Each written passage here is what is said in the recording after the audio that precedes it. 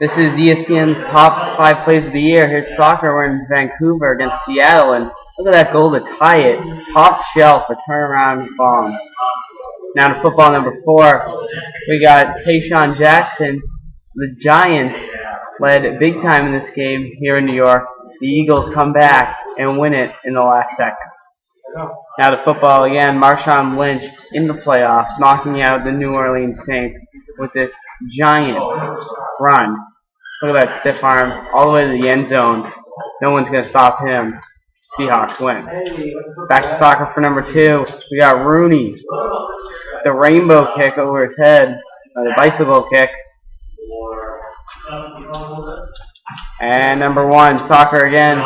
The cross. Abby Wambach ties it against Brazil with 30 seconds to go. The U.S. would win in penalty kicks.